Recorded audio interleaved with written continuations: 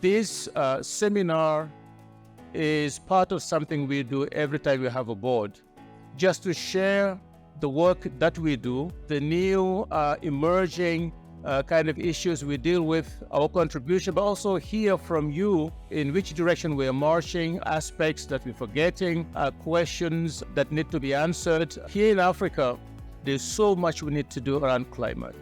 At AKADEMIYA2063, we're trying to contribute to that.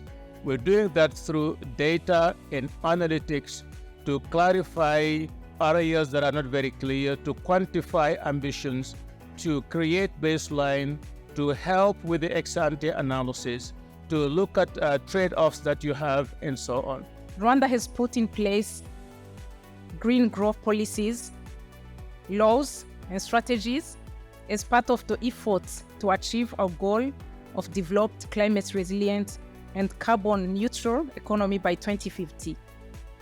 It's under this framework of collaboration that the ministry and AKADEMIYA2063 formalized a partnership to support evidence-based policy making and implementation around the climate change, notably under the framework of the Comprehensive Africa Climate Change Initiative.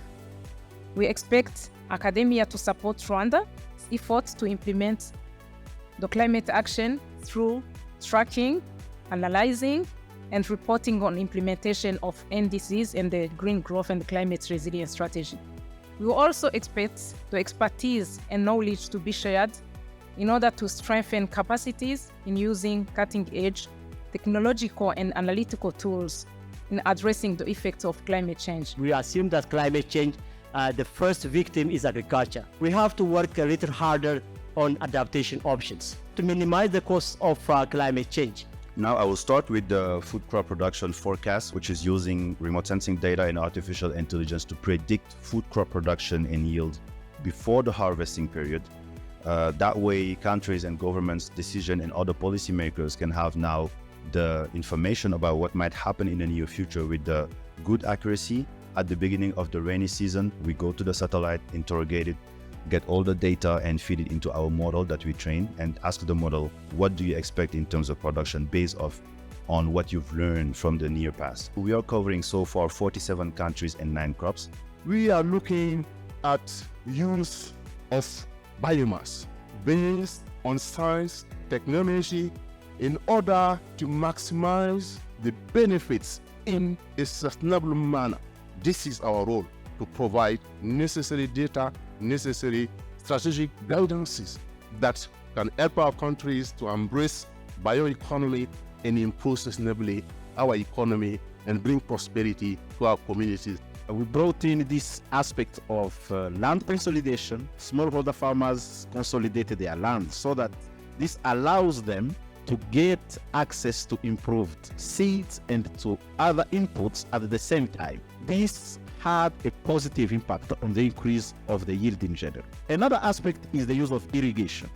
And those big irrigation schemes are expected to increase the productivity.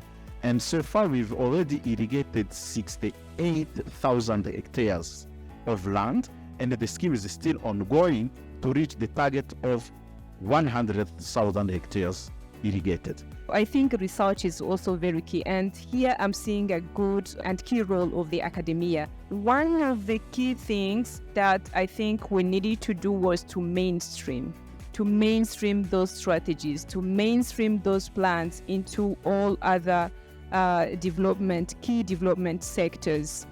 As the Ministry of Environment, we really take key actions to tackle that. When we look at environment in terms of policies and strategies, we can say we are good.